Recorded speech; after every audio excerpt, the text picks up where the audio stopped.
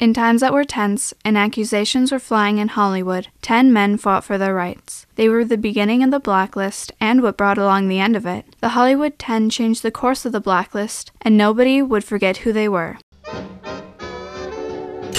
you now, or have you ever been, a member of the Communist Party? Karl Marx, a philosopher from Germany, had many ideas for a perfect society. He proposed that a society must become equal for it to work in perfect harmony. One must erase the social classes and work for the common good, and lastly, the government would provide for all. The Soviet Union was the first to adopt this philosophy of communism, and we feared that our government would be in danger of being overthrown and replaced with communism like theirs was. Some Americans did want to see communism put in place in the United States. These people formed the Communist Party of America.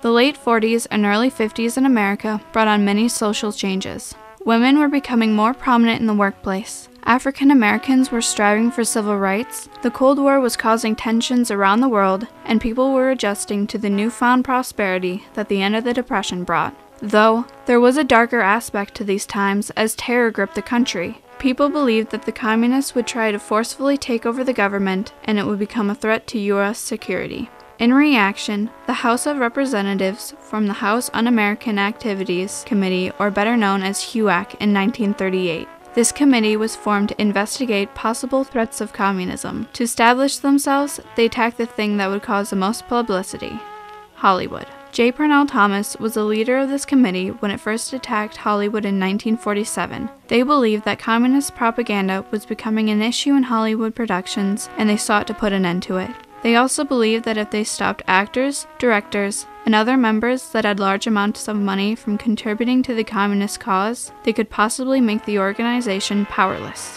The movie studio's initial opinion of HUAC's actions was one of disapproval. They believed that their employees' opinions and affairs were their own business. The studios were also afraid of censorship.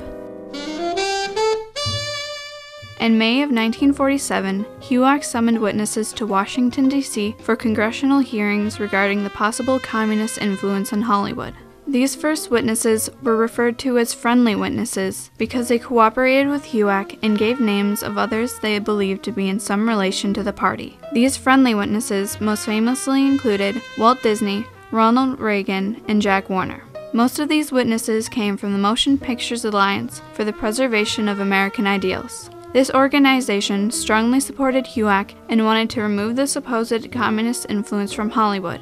With the names given, HUAC created a second wave of hearings with witnesses labeled unfriendly. They called 10 producers, screenwriters, and directors that were unwilling to give evidence to testify. These 10 were called the Hollywood 10. These 10 men decided that they were going to fight against HUAC's forceful and unconstitutional hearings. They thought that the hearings violated their First Amendment rights, and HUAC had no power over what was put into the movies, and therefore, no power to hold such hearings. The First Amendment states one's right of freedom of speech and expression, so they adopted it as a right of silence on the questions posed to them, and turned the accusations on the committee. They believed that this would win them a Supreme Court case if it was ever brought that far. In response, many people supported the 10, but they lost many supporters when the hearings became a battleground of sorts. The Hollywood 10 were very resistant and danced around HUAC's questions.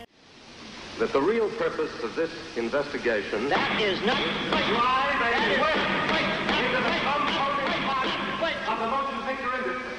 These hearings were usually very loud and heated, and sometimes ended with the accused being forcefully removed from the venue. Lawson put it as, "I am not on trial here. This committee is on trial."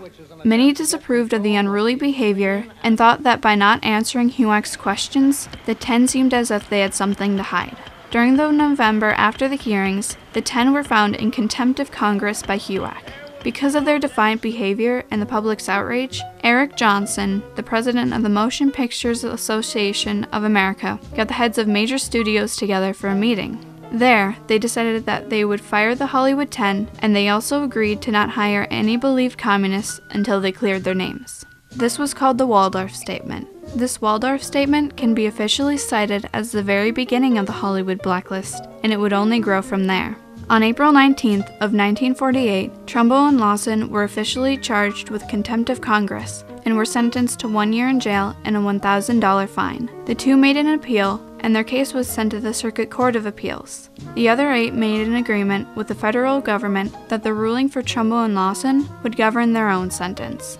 On June 13, 1949, the Circuit Court of Appeals ruled against the two, stating that HUAC had the right to ask if you were affiliated with the communists and can incriminate from just that. The Supreme Court considered and denied hearing the case, therefore holding up the past court's decisions. All 10 of the men received the 1-year sentence and $1,000 fine.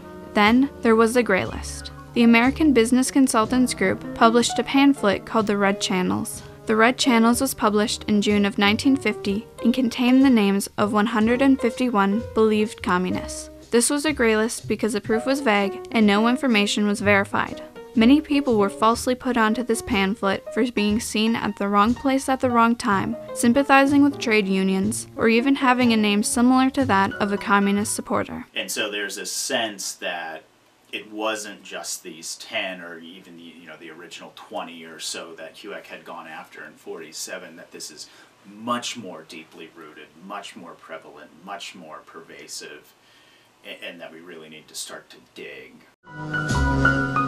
March 8, 1951, HUAC started the hearings once again. That famous question was asked over and over again, and in just the time frame of 1951 to 1952, HUAC named over 200 communists.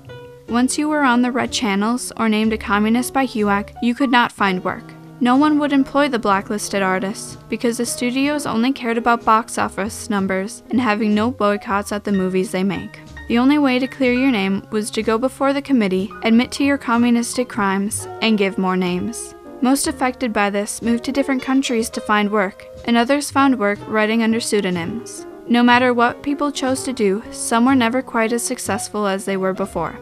At this point, the American Legion had risen up because of the amount of attention the Hollywood blacklist was causing. The American Legion was basically a front for anti-communists, and they worked to expand the blacklist. It is important to note at this point that no more than 300 out of 30,000 workers in Hollywood were past or present members of the Communist Party. Half were screenwriters, 50 or 60 were actors, 15 directors, and the rest were producers. And these people weren't violent or harmful. Most simply signed petitions or tried to raise money. So what was the Hollywood 10 doing all this time? After their time in jail, the Hollywood 10 struggled to find work. Some became authors, some left the country, and some even still worked in films using a pseudonym for a fraction of the salary. Whatever they chose to do, their careers would never be the same. Dmytryk was the only one of them to go back before HUAC and name names. A few of the 10 sued the movie studios and received out-of-court settlements.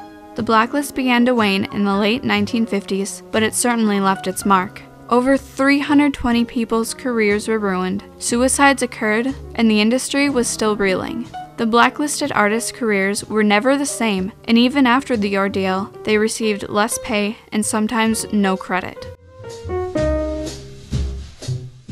Though most professors and experts on the Hollywood blacklist agree that the event that can be cited as the end was the hiring of Dalton Trumbo on January 19, 1960. Otto Preminger hired Dalton Trumbo to write the screenplay for his new movie Exodus. No pseudonyms, no pretending. He was the first blacklisted artist to receive full credit after the ordeal. The industry was slowly recovering, but things would always be uncomfortable and tense for some. For example, the reaction of Elia Kazan receiving an honorary Oscar in 1999. Elia Kazan named names. He ruined many people's lives, and select few didn't agree that he deserved the award. As you can see, things are still tense, even today. The Hollywood 10 did something that was unheard of in the time of blame and suspicion. They risked their careers to stand up for what they believed was right. They were the greatest turning point for the Hollywood blacklist and history for the time because they were the first blacklisted artists to speak out against HUAC's unconstitutional hearings. They led the way for others to do the same.